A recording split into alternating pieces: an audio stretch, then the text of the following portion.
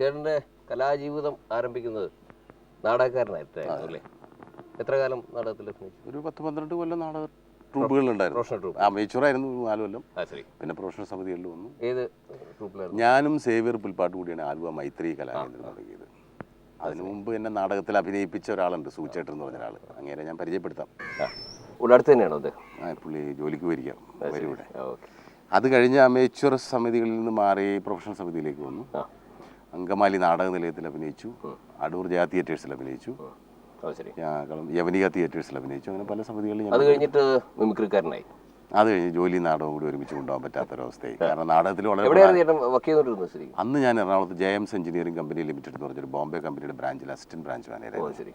അപ്പോൾ ജോലി നാടകം കൂടി ഒരുമിച്ച് കൊണ്ടുപോകാൻ പറ്റാത്തൊരവസ്ഥയായി. നാടകത്തിൽ പ്രധാന വേഷം ഒരു ദിവസം ചെന്നില്ലെങ്കിൽ നാടകം മുടങ്ങും, തല്ലും കൊള്ളും. അപ്പോൾ അതുകൊണ്ട് ഈ നാടകത്തിന് പോകുന്നതിന് എനിക്ക് തന്നെ ബുദ്ധിമുട്ടായി. ഉറങ്ങാനും നേരമില്ല, വീട്ടിൽ വരാൻ നേരമില്ല, ആകെ പ്രതിസന്ധിയായി. ആ കാലഘട്ടത്തിൽ ഒറ്റയ്ക്ക് പോയി മിമിക്രിയൊക്കെ നടത്തുമായിരുന്നു. അപ്പോഴാണ് ഇങ്ങനെ കലാഭവനിൽ നിന്ന് ഈ സിദ്ദിഖ് ലാൽ ഗ്രൂപ്പൊക്കെ അന്ന് ഒരു മിമിക്സ് പരേഡ് ട്രൂപ്പ് ആരംഭിച്ചു. അവരൊക്കെ കലാഭവനിലുണ്ടായിരുന്നു. അവരുണ്ട്. അപ്പോൾ അതിൽ എന്നെ പങ്കു ചേർക്കാൻ വേണ്ടി അവർ വന്ന് വിളിച്ചു. ലാലാണ് വീട്ടിൽ വന്ന് വിളിച്ചത്. അപ്പോൾ കലാഭവനിലൊന്നും അല്ലായിരുന്നു നേരത്തെ തുടങ്ങിയത്?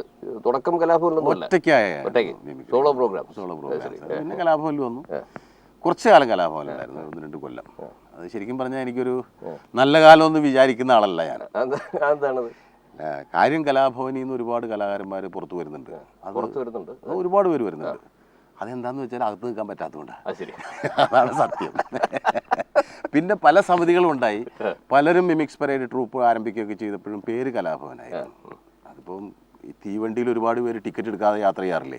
പക്ഷെ പേര് വണ്ടിക്കല്ലേ, കള്ളവണ്ടിയിൽ നിന്ന് എന്ന് പറയുന്ന പോലെ പേര് അവർക്ക് തന്നെ കിട്ടി. അങ്ങനെ കലാഭവൻ തന്നെ കിട്ടി. അതിനേക്കാൾ നല്ല സമിതിയായിട്ട് ഹരിശ്രീ, ഞാനും ഈ സിദ്ദിഖ് ലാലും ഒക്കെ കലാഭവനിൽ നിന്ന് പിന്നെ പുറത്തു വന്നു. ഞങ്ങളെല്ലാവരും കൂടി ഹരിശ്രീ മിമിക്സ് പരേഡ് ട്രൂപ്പ് തുടങ്ങി. അത് നല്ല രീതിയിൽ കുറേ കാലം വർക്ക് ചെയ്തു.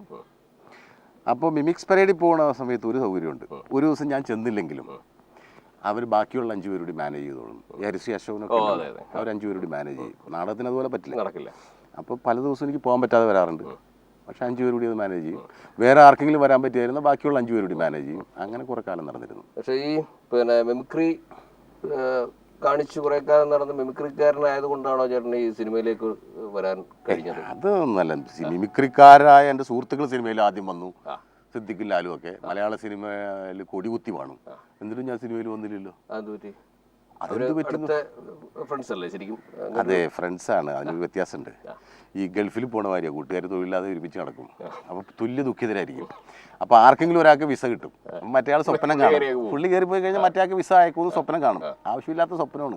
അവിടെ ചെന്ന് കഴിയുമ്പോൾ മനസ്സിലാവും ഗൾഫിൽ ചെന്നാൽ നല്ല രക്ഷയാണ്, ഗതി പിടിക്കും, പച്ച പിടിക്കും, നല്ല നിലയിലെത്തുമെന്ന് ബോധ്യമായി കഴിഞ്ഞാൽ വിസ ആദ്യമൊക്കെ കുറേ സ്നേഹത്തിൽ കത്തെഴുതും. പിന്നെ കുറേ കഴിയുമ്പോൾ ഇവിടെ വിസ കിട്ടാനൊക്കെ ബുദ്ധിമുട്ടാണെന്നൊക്കെ പറഞ്ഞൊരു കത്തായിരിക്കും. പിന്നെ അവസാനം ഇവന് യാതൊരു പ്രതീക്ഷയിലുണ്ടാവും. പിന്നെ വിസ അയച്ചു കൊടുക്കൂല.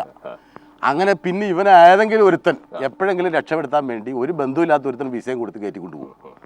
പിന്നെ അവിടെ ചെന്നാൽ ഇവൻ അതിലും നല്ല പൊസിഷനിലെത്തും, അല്ലെങ്കിൽ ഒപ്പത്തിനൊപ്പം എത്തും. അപ്പോൾ എവിടെയെങ്കിലും പെട്രോൾ ബങ്കിലൊക്കെ വെച്ച് പരസ്പരം കാണുമ്പോഴാണ് നീ വന്നാ, നീ അങ്ങനെ വന്ന് എന്നെ ദൈവം കൊണ്ടുവന്നടേ. അതുപോലെ എന്നെ സിനിമയിൽ ദൈവം കൊണ്ടുവന്നു, അത്രേ ഉള്ളൂ. എന്നെ ഡെന്നിസ് ജോസഫ് സിബി മലയിലുമാണ് സിനിമയിൽ കൊണ്ടുവന്നത്. സിനിമയിലേക്കുള്ള വിസ അടിച്ചു കിടന്നത് അവരാണ്.